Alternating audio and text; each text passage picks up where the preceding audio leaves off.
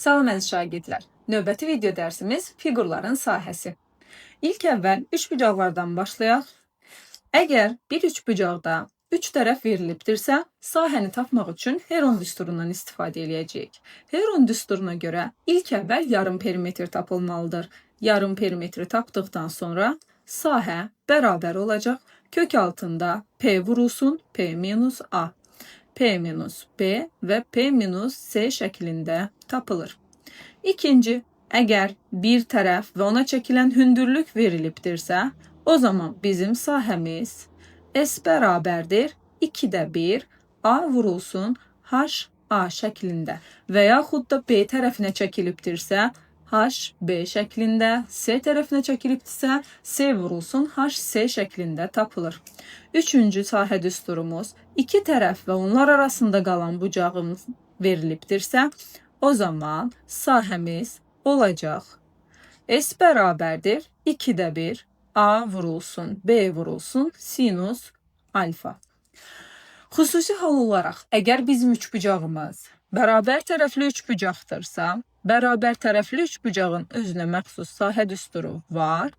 S bərabərdir A-nın kvadratı kök 3 bölünsün 4 şəklində tapılır.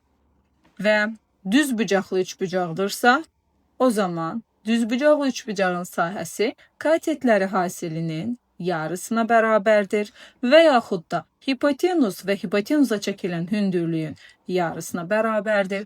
Əgər bir düzbucaqlı üçbucağın daxilinə çevrə çəkilibsə və onun hipotenuz üzərində ayırdığı hissələri veribsə, sahəmiz S bərabərdir M vurulsun N şəklində də tapıla bilər.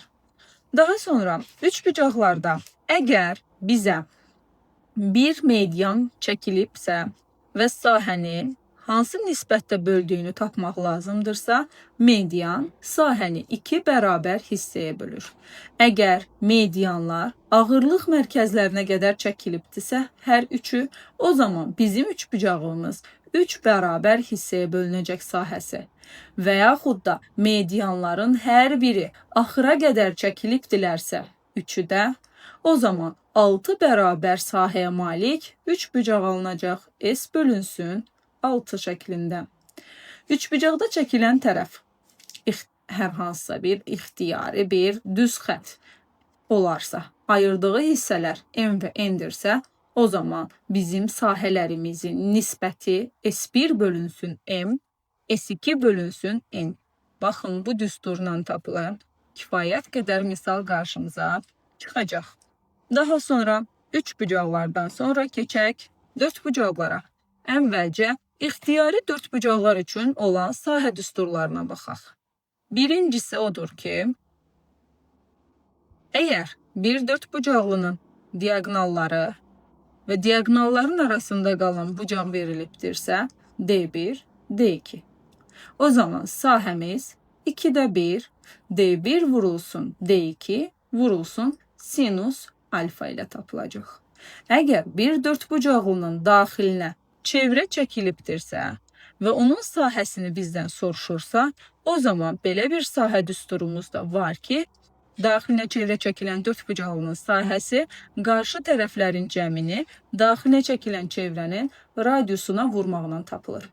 Hazır radiuslardan danışmışkən, üçbucaqlarda da radiuslarla bağlı biz sahə düsturları qeyd edə bilərik. Gəlin elə buradanca yazaq. Əgər məsələn tutalım, kiçik R verilibdirsə və yaxud da tərəflər verilibdirsə, sahəni soruşursa, biz bilirik ki, üçbucağın daxilinə çəkilmiş çevrənin radiusu 2S bölünsün A topla B topla C'dir. Elə deyilmi? O zaman buradan sahəni tapsaq olacaqdır A topla B topla C bölünsün 2 vurulsun R. Yəni yarım perimetr vurulsun R. Və yaxud da ki, böyük R-imiz A vur B vur C bölünsün 4S deyilmi? O zaman buradan sahəni tapsaq olacaqdır A vurulsun B vurulsun C bölünsün 4R. Radiuslardan da bir sahə düsturu çıxartmaq mümkündür. Dördbucaqların növlərindən başlayaq. Məsələn, paraleloqramdan danışaq. Paraleloqram sahə düsturları baxaq. Əgər iki tərəf və onlara çəkilən hündürlüklərdən söhbət gedirsə, sahəmiz olacaqdır A vurulsun HA və yaxud da B vurulsun HB formasında. O da bərabərdir S-ə. Bu arada paralelogramda böyük tərəfə çəkilən hündürlük kiçik, kiçik tərəfə çəkilən hündürlük isə böyükdür. Əgər paralelogramın iki tərəfi və onlar arasında qalan bucaq verilibdirsə, o zaman bizim sahəmiz A vurulsun, B vurulsun sinus alfa şəklində tapılacaq. Diaqonallarımız verilibdirsə və sahəni soruşursa, S bərabərdir D1, D2. O zaman sahə 2-də 1, D1 vurulsun, D2 vurulsun sinus alfa düsturu ilə tapılır.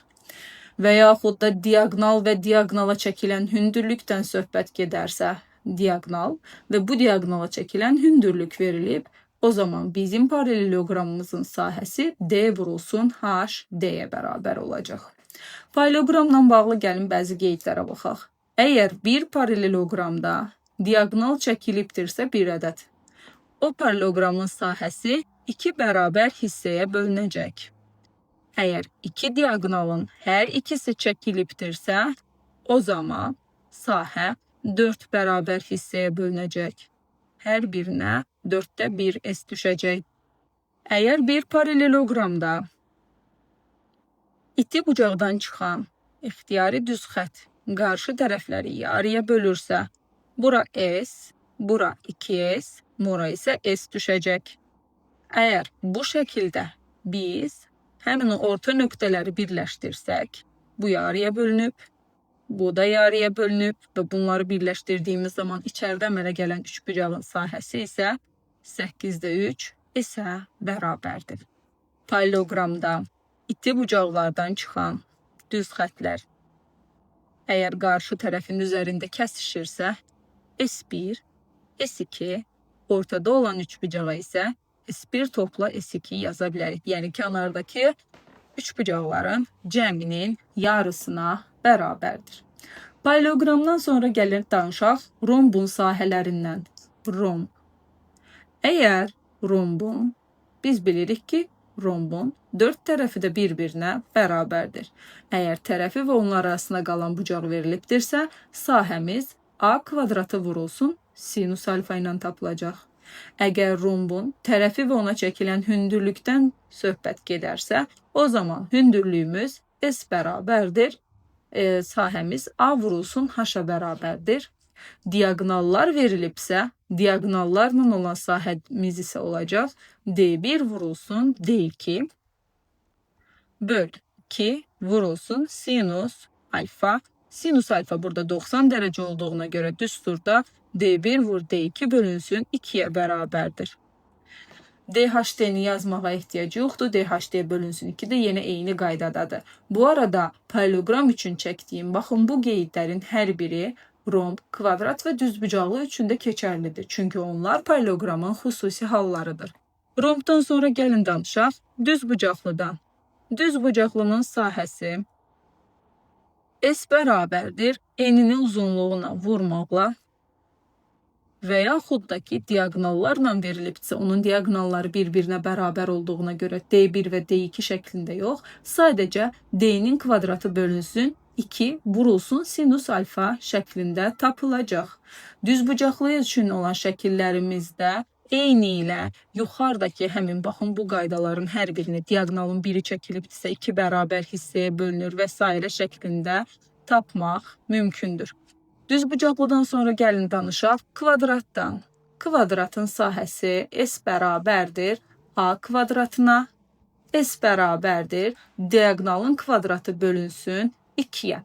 Diaqonalla verildiyi zaman bu düsturla, tərəf verildiyi zaman isə bu düsturla tapılacaqdır.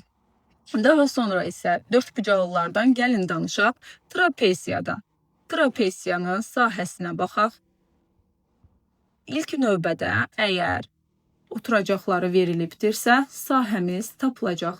A toplanılsın B bölünsün 2 vurulsun H. Yəni orta xəttini hündürlüyə vurmaqla tapılır.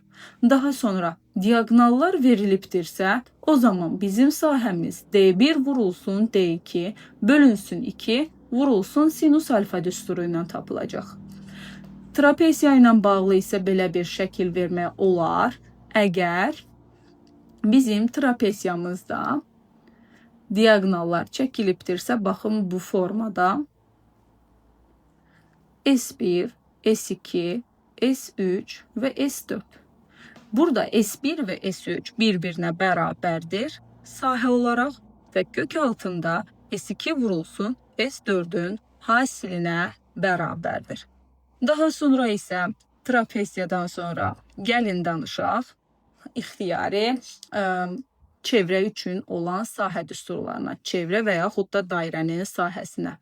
Dairənin sahəsi bərabərdir pi r kvadratına.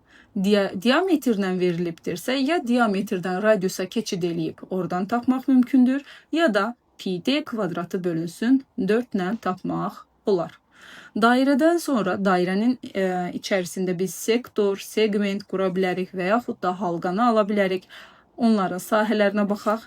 Əgər 2 radius çəksək, burada əmələ gələn, baxın, bu hissəyə dairənin sektorudur və sektorun sahəsi bərabər olacaqdır pi r kvadratı vurulsun alfa. Bu alfa mərkəzi bucağın alfası və yaxud da söykəndiyi göğsün alfası ilə eynidir. Pi r kvadratı alfa bölünsün 360. Segmentin sahəsi isə, segmenti isə göstərək sizə əvvəlcə.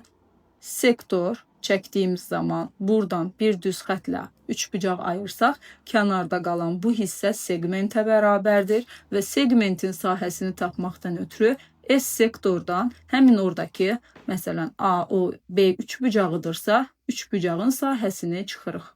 Sektorun sahəsi pi r kvadratı vurulsun alfa bölünsün 360. Üçbucağın sahəsini isə artıq hansı üçbucaqdırsa onun növünə uyğun olaraq tapıb çıxmaq lazımdır. Halqanın sahəsinə baxaq. Halqamız konsentrik çevrələrin arasında qalan, baxın, bu halqanın sahəsi isə bərabər olacaqdır. S pi vurulsun, böyük R-in kvadratı çıxılsın kiçik R-in kvadratına. Düzgün çoxbucaqlılardan danışaq. Düzgün çoxbucaqların sahəsində birincisi S bərabərdir yarım perimetri radiusa vurmaqla tapılır. Yəni P, daha doğrusu perimetri radiusa vurmaqla tapılacaqdır. İkincisi, daha doğrusu P vur R bölünsün 2. İkincisi isə 2də 1 N vurulsun, A vurulsun R düsturu ilə tapmaq olar. Bu düsturdan bu demək olar ki, eynidir.